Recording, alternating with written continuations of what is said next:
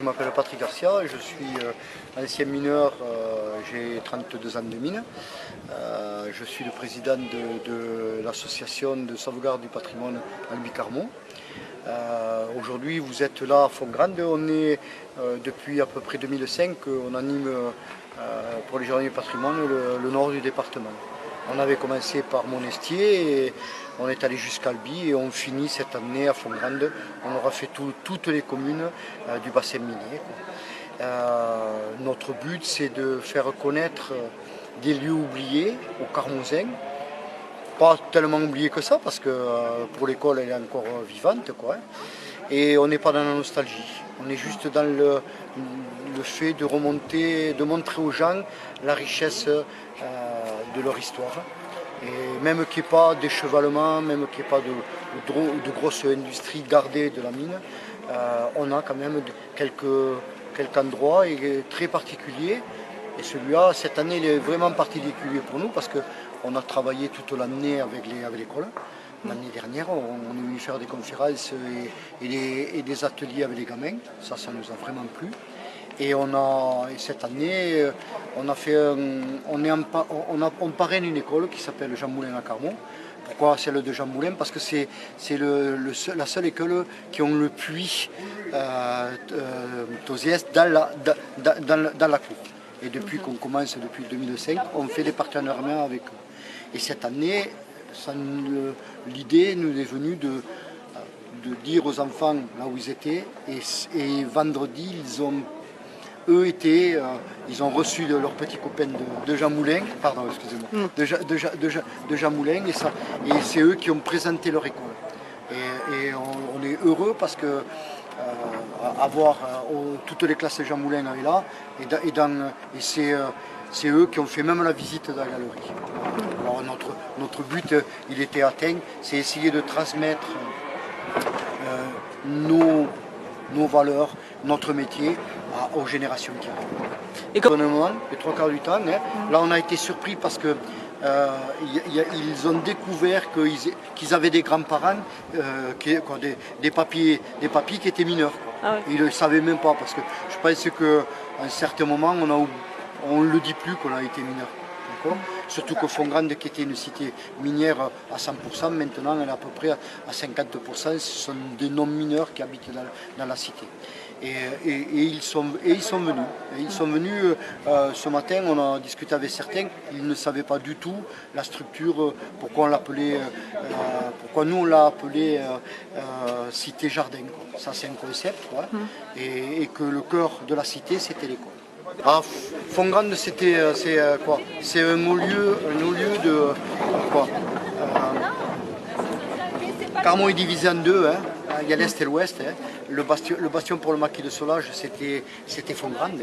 Hein. C'est sa création. D'ailleurs, à Font-Grande, c'est la seule cité où il n'y a pas de bar. Voilà. Il n'y a pas de bar. Il n'y a pas de bar il y a des bars à Saint-Benoît, mais pas dans la cité. Et toutes les autres cités, ils avaient des boulous, ils avaient des bars. Pourquoi cité Jardin? C'est un concept architectural hein, des années 20. La conception elle est européenne, ce sont des architectes anglais qui l'ont mis. Et c'était de mettre le monde du travail, les travailleurs dans d'autres conditions de vie.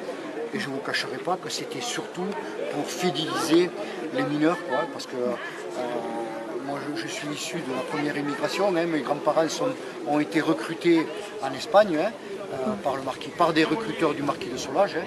Ils étaient 51 familles qui sont venues ensemble. Et alors il y a une anecdote, quoi. Pour pouvoir les faire revenir, on leur montrait l'habitation de Font-Grande. Qu'il y avait des salles, quoi. Il y avait une pièce d'eau, il y avait les WC à proximité. Pour 1920, les WC n'ont pas été construits après-guerre, ils ont été faits en 20 quand les maisons ont été faites.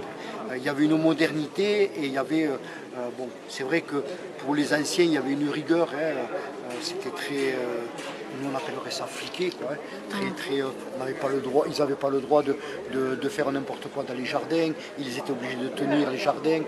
Mais par contre, le cité-jardin, ça veut dire qu'à l'extrémité de la cité, il y a deux bois.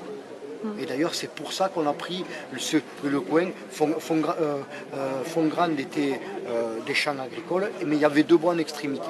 Et dans le concept de cité-jardin, le pré-grand, je vous invite à regarder la carte qu'on a fait en photogrammétrie là, de 1947. On voit bien que le pré-grand fait partie de la fin de la cité.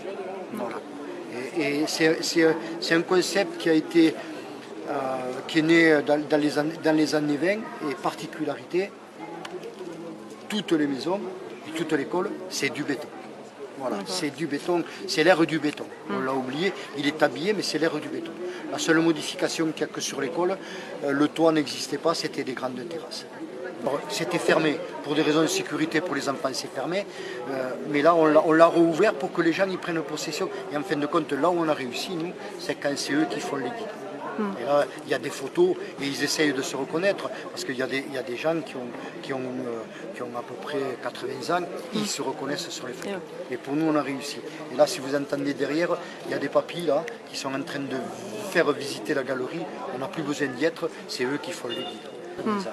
Et aussi, nous, on ne savait pas, c'est que cette année, c'est le 100e anniversaire de la loi de protection des monuments historiques.